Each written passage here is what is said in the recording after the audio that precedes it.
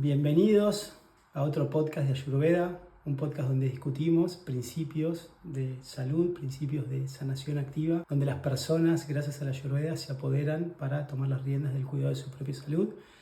Y hoy vamos a hablar del nuevo villano en el club, los hidratos de carbono. Ya pasamos por la etapa de los lácteos, ¿se acuerdan? De que los lácteos eran veneno. Bueno, ya estuvimos hablando de esto, de hecho hay un episodio del podcast, lo pueden buscar. Y hoy vamos a hablar de esto, de esta cuestión. Como les dije, gracias por mandarme reels o publicaciones de influencers de salud. Hay una publicación que salió hace poco sobre la avena de un influencer en salud que tiene una comunicación ambigua, uno no sabe si es médico o no. Aparentemente no es médico, es kinesiólogo, está haciendo un doctorado en ciencias de la medicina. Y eso, ser médico no es simplemente leer libros o hacer un prompt de IA y que nos devuelva cierta información, sino ser médico también implica entender los ciclos vitales de las personas, las circunstancias, no solamente cómo funciona el cuerpo, la biología, sino cómo conectar eso con una persona.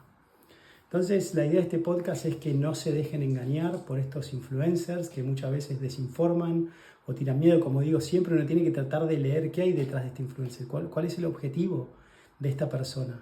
¿Es una persona que realmente tiene una práctica clínica, ve pacientes o simplemente está dando información? Sean muy cuidadosos porque estas soluciones simplistas a veces nos engañan. Entonces el tema de hoy, los hidratos de carbono o la avena específicamente en este reel, no es el problema. Los cereales no son el problema integrales o la avena. El problema son los ultraprocesados y el sedentarismo.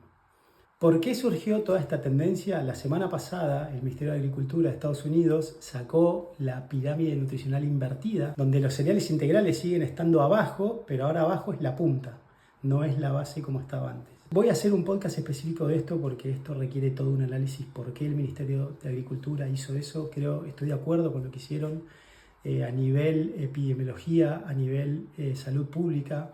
Creo que a nivel sanitarismo es una buena estrategia lo que hicieron.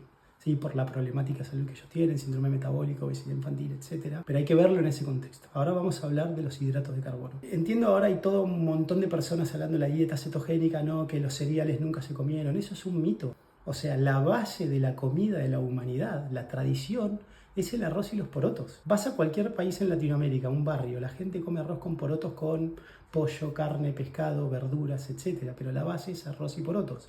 Lo mismo en África, lo mismo en Asia. No sé tanto en Europa, si hay alguien de Europa escuchando cómo es el arroz, los porotos, qué porcentaje o qué impronta tiene en la dieta. Yo entiendo más en Europa, entiendo que usan más por ahí el trigo, más maíz. La Ayurveda dice el khichari, que es una preparación a base de arroz y porotos con vegetales, ghee y especias.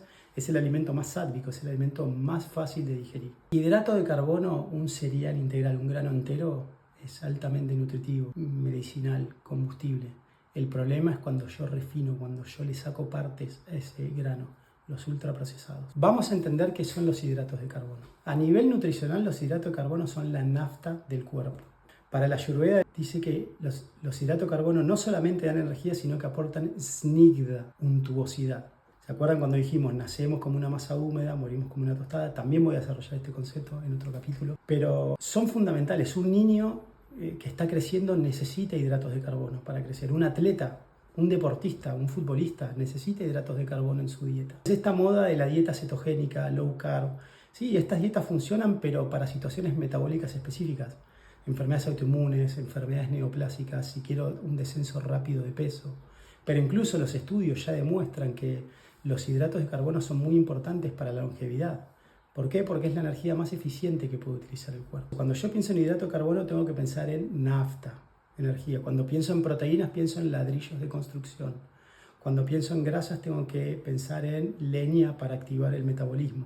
Cuando empiezo en fibra pienso en sustrato para balancear la microflora intestinal, la microbiota. Cuando pienso en vitaminas, especias, tengo que pensar en oligoelementos, minerales, que son importantes también para procesos metabólicos. El problema de los hidratos de carbono es dos cosas, como dijimos antes, los ultraprocesados y el sedentarismo. Imagínense que ustedes van a la estación de servicio, llenan el combustible con nafta, el tanque de nafta del auto, y después lo dejan parado y se van de viaje por 3 meses. Esa nafta en el auto, va a generar suciedad. Yo le pongo combustible a mi cuerpo y me quedo sedentario, me quedo mirando tele o sentado en un sillón. Eso va a generar toxicidad en el cuerpo. Dicen, no, la avena es mala porque genera un pico de insulina. Cualquier sustancia dulce, cualquier hidrato de carbono va a generar un pico de insulina. El problema no es el pico de insulina. ¿Por qué? Porque la insulina es una hormona anabólica que lo que hace es, le dice a la célula, bueno, ahora la glucosa la tenés que incorporar vos, tiene que entrar a las células. El problema es la resistencia a la insulina. ¿Por qué digo esto? No pasa nada si vos te comes una fruta, haces un pico de insulina, pero después te vas a correr. O sos un niño, se come una fruta, hace un pico de insulina y después sale a correr, a jugar. Eso está bueno. ¿Por qué? Porque sí, porque la insulina hizo que tus células asimilen esa glucosa, la puedas almacenar en los músculos, en el hígado y utilizarla después para generar energía. El problema es la resistencia a la insulina. ¿Qué significa esto? Imagínense, todos los días les digo algo y ustedes dicen, ya lo escuché una vez, ya lo escuché 2 veces. Después no van a querer escucharlo. La resistencia a la insulina, ¿qué es? Son las células diciéndole al cuerpo, no, ya no necesito más azúcar, me diste tanta azúcar que no quiero más, no quiero. Entonces los receptores de insulina empiezan a decir fuera. Las membranas celulares desaparecen sus receptores de insulina, se da el pico de insulina, pero esa insulina no puede cumplir su función y eso es lo que se llama insulinoresistencia. Como dijimos, la insulina tiene varias funciones, una de ellas es anabólica, es muy parecida al factor de crecimiento tumoral, entonces generan un montón de factores secundarios, verrugas cutáneas, por ejemplo, caída del vello en los dedos de los pies. Esos son signos indirectos de insulinoresistencia, porque hay mucha insulina en la sangre, ¿no? Pero como no tiene los receptores, el cuerpo dice, no, necesito más para funcionar. Es un ciclo vicioso. Es muy importante entender que los hidratos de carbono tienen que ser consumidos directamente proporcional a la actividad física que yo realizo. Comer hidrato de carbono y tener una vida sedentaria es un problema. Y comer hidrato de carbono ultraprocesados también es un problema. ¿Por qué? Porque el pico de insulina es mucho más alto que lo normal. ¿Por qué? Porque un cereal integral tiene fibra, o baja el índice glicémico. No se dejen engañar, si ustedes hacen actividad física aeróbica, necesitan hidratos de carbono en su dieta. ¿Es lo único que tienen que comer? No, que ese es el problema que estamos viendo en Estados Unidos, por eso vamos a hablar de esto en la pirámide.